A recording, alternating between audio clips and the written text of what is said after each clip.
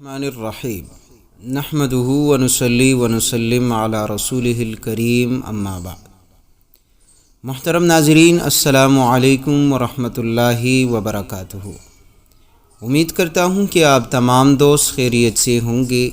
اور اللہ کریم سے دعا ہے کہ اللہ کریم آپ تمام دوستوں کو خوش اور سلامت رکھے۔ پیارے دوستو، آج کی اس ویڈیو میں آپ دوستوں کے ساتھ ایک بڑا ہی لاجواب اور باکمال وظیفہ شیئر کرنے والا ہوں۔ پیارے دوستو، جو بندہ کسی بھی مشکل، پریشانی، بیماری، مصیبت میں اس تسبیح کو پڑھے گا، رب تعالی اس کی مصیبت کو دور کرے گا، بیماری سے شفا ملے گی اور تمام تر جو مشکلات ہوں گے ان سے چھٹکارا مل جائے گا۔ محترم ناظرین، یہ وظیفہ بڑا ہی باکمال وظیفہ ہے، کیونکہ آج تک جنہوں نے اس سورت کو، اس تسبیح کو پڑھی ہے، یقین مانیے اس کے تمام تر مقاصد رب تعالی نے پوری فرمائی ہے۔ بس آپ نے کرنا کیا ہے، آپ نے کامل یقین کے ساتھ، خلوصی نیت کے ساتھ اور صدق کے دل سے اس بتائے گئے طریقے پر قرآن کریم کی یہ عظیم سورت پڑھ کر آپ نے دعا ضرور مانگنی ہے۔ دوستو، یہ ایک ایسا باکمال وظیفہ بتانے والا ہوں، اگر کوئی بیمار شخص آپ کے گھر میں پڑا ہو اور آپ اس سورت کو، اس تسبیح کو پڑھ کر اس مریض پر دم کرو گے، یقین مانیے رب تعالی اس کو فوراً شفا عطا کرے گا، اور جتنی بھی روحانی، جسمانی بیماریاں ہوگی، ذہنی ٹینشن، ڈپریشن ہوگی، رب تعالی ان تمام تر امراض سے بندے کو شفا عطا کر دیتا ہے۔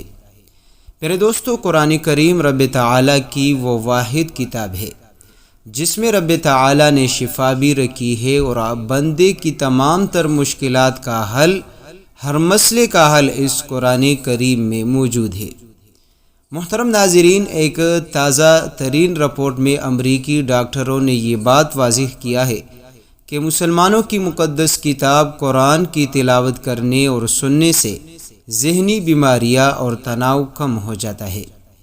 ان ڈاکٹروں کا کہنا ہے کہ ذہنی مریضوں کو جو قطعاً عربی زبان سے ناواقف تھے، ان کو قرآن کی تلاوت سنائی گئی، پھر ان افراد کے ذہن پر پڑنے والے اثرات کا جائزہ لیا گیا۔ آنے والے نتائج سب کے لیے حیران کن تھے،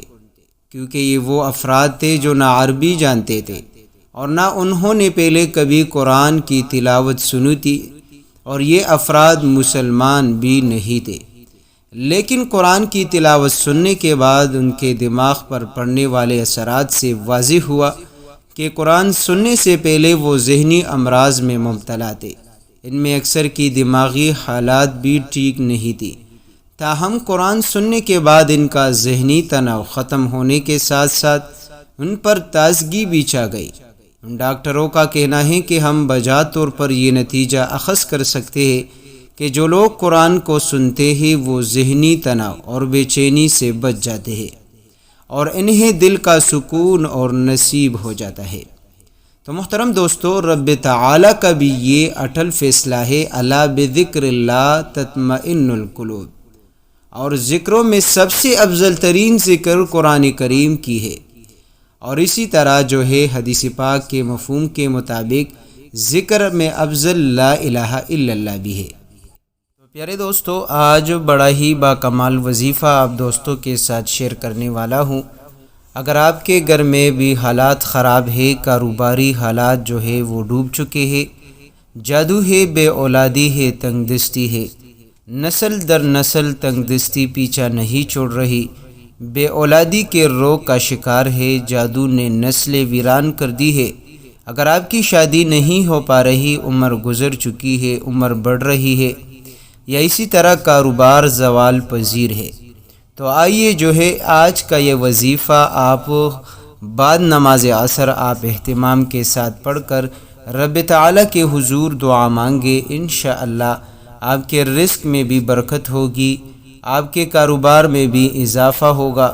آپ کی زندگی بھر جو ہے آپ کی زندگی میں سکون اور اطمینان آئے گی۔ پیارے دوستو، ایک ایسا باکمال وظیفہ ہے جس کے پڑھنے سے ہر غم، پریشانی، مصیبت ختم ہو جاتی ہے۔ محترم ناظرین، یہ وظیفہ قرآن کریم کی 2 صورتوں پر مشتمل وظیفہ ہے۔ پہلا وظیفہ جو ہے سورۃ الفاتحہ کا ہے اور دوسرا وظیفہ سورۃ الاخلاص کا وظیفہ ہے۔ میرے دوستو، آپ نے اس وظیفے کو پڑھنا کس طرح ہے، طریقہ کار آپ جان لیجئے گا۔ اگر آپ یہ وظیفہ مریض کے لیے پڑھ رہے ہیں، یعنی آپ کے گھر میں، آپ کے اسپتال میں کوئی ایسا مریض ہے جو کہ ڈاکٹروں کی نظر میں لا علاج ہو چکا ہے، جن کے علاج کرنے سے جو ہے ڈاکٹر اطباء عاجز آ چکے ہیں، تو آپ نے کامل یقین کے ساتھ جو ہے آپ نے سورۃ الفاتحہ کا یہ وظیفہ پڑھنا ہے۔ پیارے دوستو، آپ نے ایک گلاس پانی لینی ہے اور اس پر آپ نے شروع کرنی ہے 11 مرتبہ سورۃ الفاتحہ، یا کم سے کم جو ہے آپ 7 مرتبہ سورۃ الفاتحہ پڑھ لیں۔ اول و آخر 7 مرتبہ آپ درود ابراہیمی پڑھ لیں، جو کہ ہم نماز میں پڑھتے ہیں۔ اگر آپ درود ابراہیمی نہیں پڑھ سکتے تو آپ صلی اللہ علیہ وسلم بھی پڑھ سکتے ہیں، اور درمیان میں آپ دوستوں نے 7 مرتبہ سورۃ الفاتحہ پڑھنی ہے۔ اس کے ساتھ ساتھ جو ہے آپ نے رب تعالیٰ کے یہ 2 مبارک نام یا رحمانو یا رحیمو، یا رحمانو یا رحیمو کو آپ نے 7 مرتبہ یا 11 مرتبہ پڑھ کر آپ نے آخر میں دوبارہ درود پاک پڑھ کر آپ نے پانی پر دم کرنی ہے۔ پیارے دوستو، اگر آپ مریض کے سرحانے بیٹھ کر یہ عمل کرو گے اور اتنی آواز میں کرو گے کہ مریض سن سکے، انشاءاللہ اس عمل کے ذریعے سے آپ کا مریض جلد شفایاب ہوگا، اور انشاءاللہ جتنی بھی روحانی اور جسمانی بیماری ہوگی،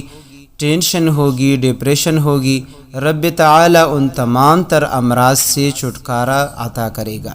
اور انشاءاللہ اس عمل کے ذریعے سے آپ کو ذہنی سکون اور آرام بھی نصیب ہوگی۔ پیارے دوستو، دوسرا جو ہمارا وظیفہ ہے وہ سورہ اخلاص کے حوالے سے ہے۔ پیارے دوستو، سورہ اخلاص کو ثلث قرآن کہا جاتا ہے، یعنی قرآن کا تہائی۔ جو بندہ سورہ اخلاص کو پڑھتا ہے، رب تعالی اس کے گھر میں، رزق میں، اس کی اولاد میں برکت عطا کر دیتے ہیں۔ پیارے دوستو، سورہ اخلاص کو کثرت سے پڑھنے والا، اس کے گھر میں کبھی بھی فقر اور فاقے نہیں آتے۔